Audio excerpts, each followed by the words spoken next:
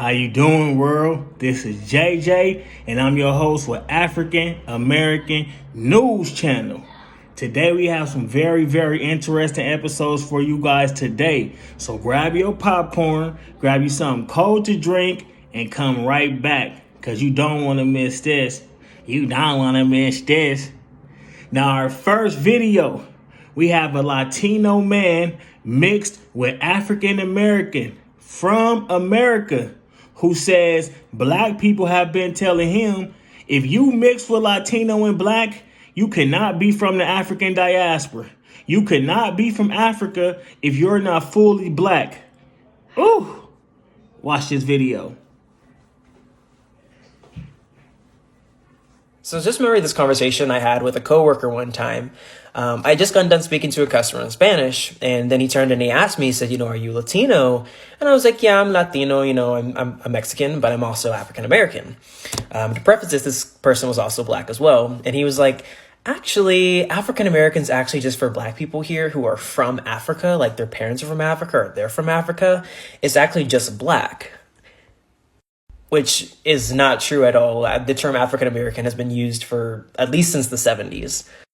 And, I proceeded to explain to him, I was like, no, that just means we're part of the African diaspora here in the United States, just like someone who's black from Peru is Afro-Peruano or, an Afro-Mexicano, so on and so forth.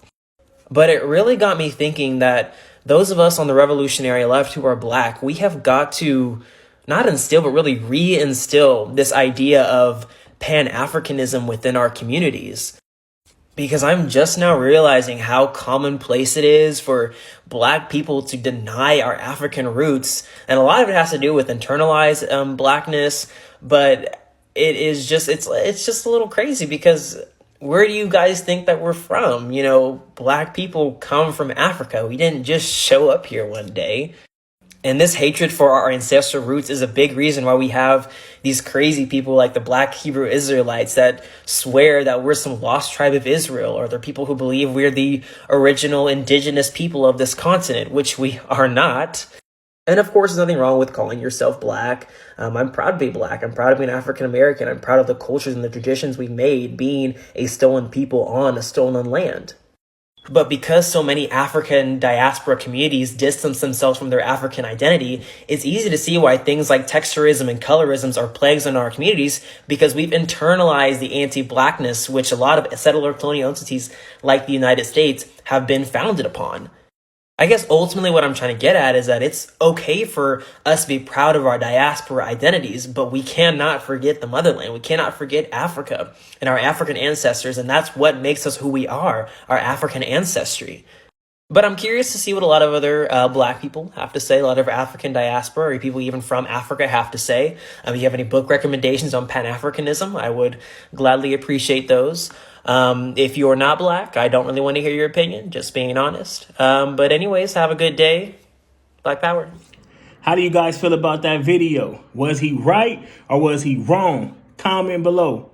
Now, our next video, we have an African American woman who says, when you travel to Africa, do your research. Make sure you got your context right.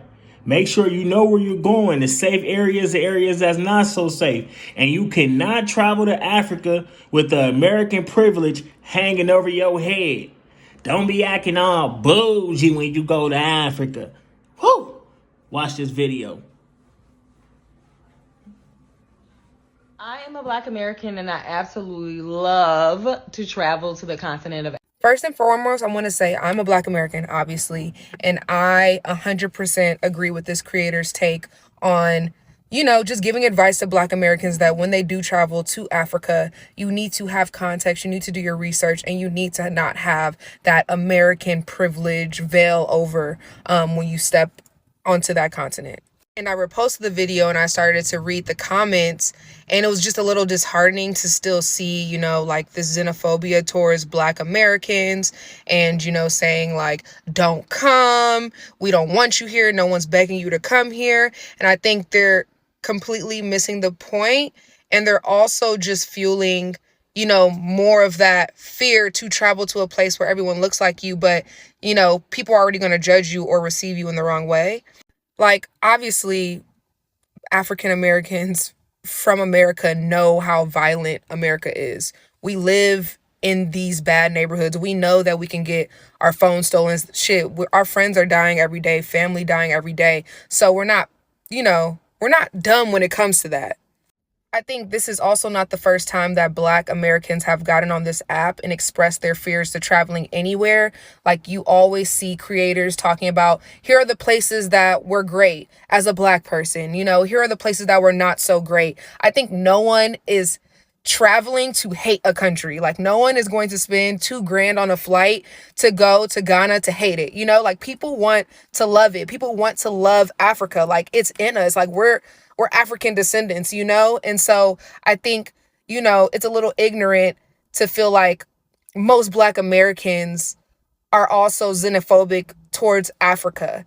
I think obviously it hits a little more home when we say things because we are of African descent, but obviously my whole circle is Black Americans, and everyone wants to go to Africa. Everybody wants to travel and understand where they come from and visit the sites that our ancestors once, were at, etc. And so I just want, one, we need to leave the diaspora wars in 2022, but two, I want to reiterate for all Black Americans, like this woman said, do your research. Don't be an asshole.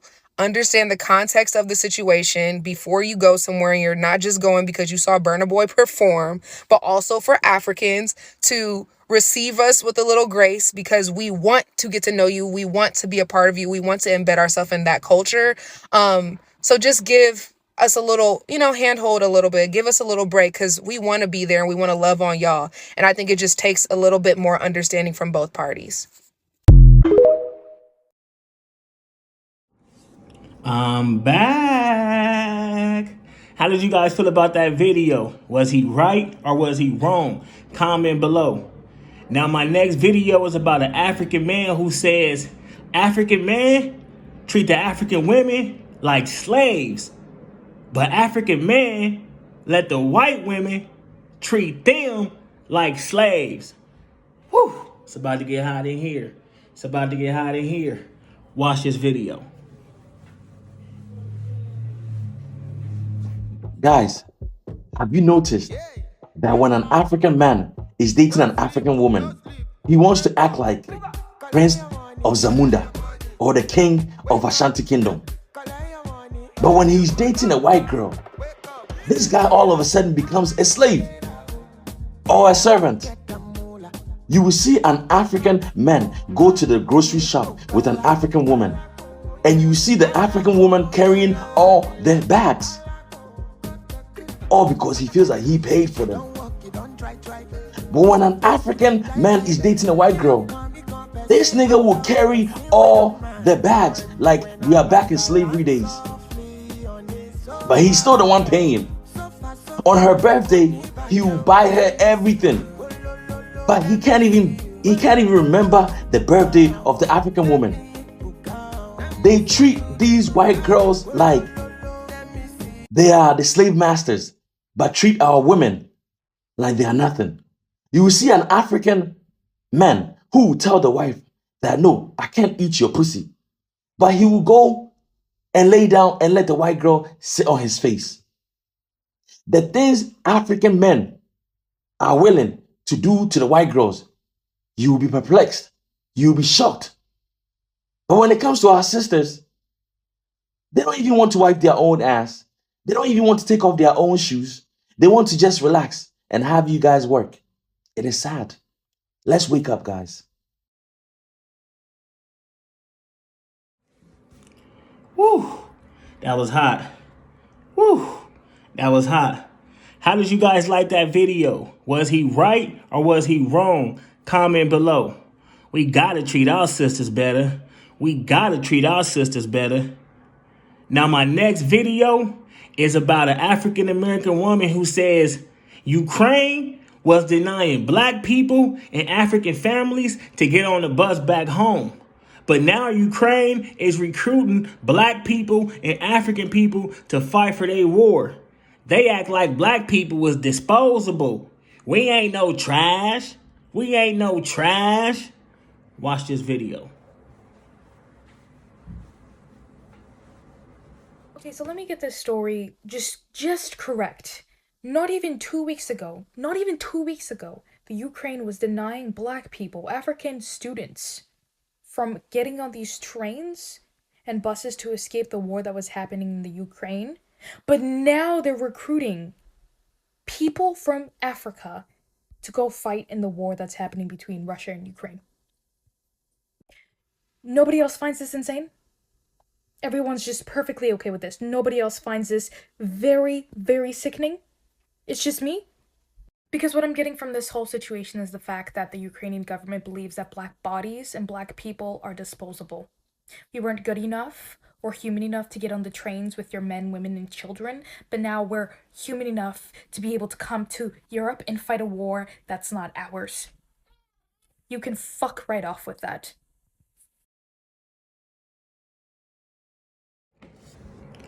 How did you guys feel about that video? Was she right or was she wrong?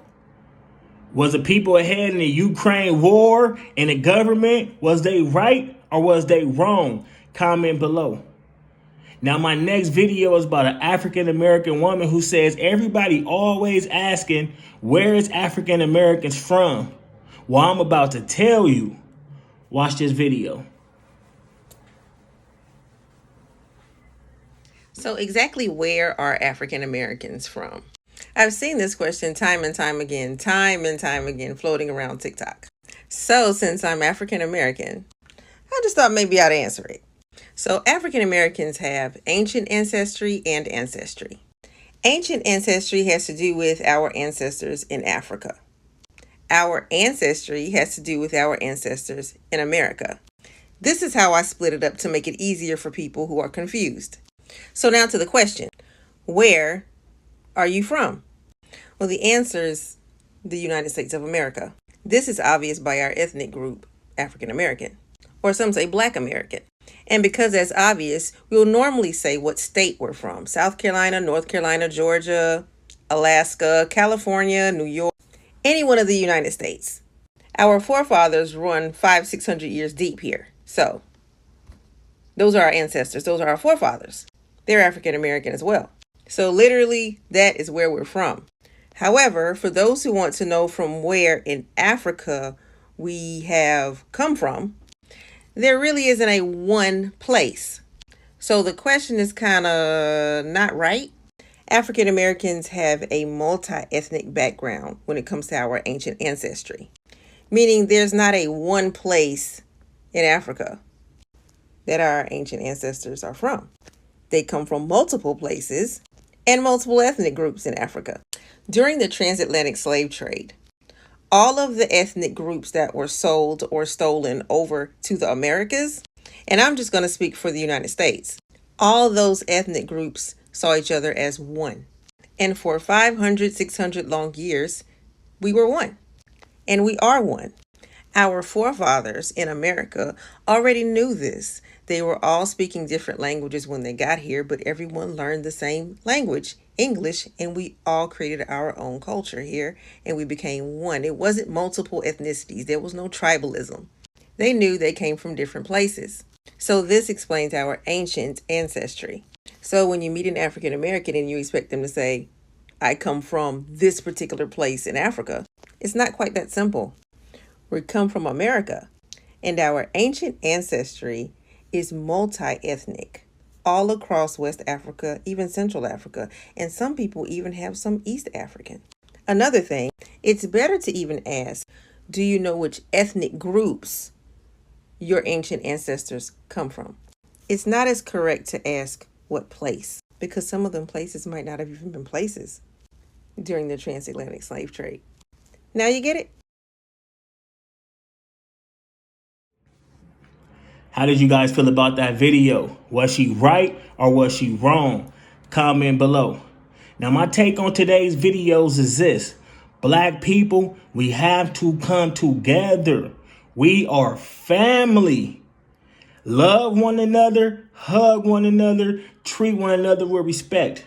When you see your fellow African American or black person from the diaspora walking down the street, say hi. Say hi. Even give them a hug. Let's start giving out hugs. If you love your brother, hug your brother. If you love your sister, hug your sister. We all just want to hug. We all just want to feel loved. Black people, I love you all. Please, let's do better as a race and as people. Let's come together. Let's help one another. Let's network. Let's strive. And let's make this life the best life that it can be. Let's change the future and let's shape the future better for us, for our generation, for our kids that's growing up. Let's make them have a bright future. It's going to take some time. So we can't have a bright future and fix everything right now. Let's at least do it for the kids. We all love the kids. My name is JJ. This is African American News Channel. If you like today's episodes, please subscribe, comment, and like the video. It helped the channel out a lot, and we really appreciate it. It encouraged us to keep on making these good videos for you and make you guys content that you guys will love. Remember, stay blessed, have a beautiful day, and remember that you are loved. And what I'm trying to explain to you, ladies and gentlemen, is the real world that our children live in, not the ideal one that we want them to live in, not this wonderful world that we pray that will come here one day, but the real world that they have to live in. You want to know why they're acting so crazy? You want to know why they're doing the things that they're doing? Because we have not prepared them to live in this real world. We have sent them through 12 years of school teaching them this dumb stuff that doesn't work, and when they go out and try to apply it and get killed for it, we are not there to help them through.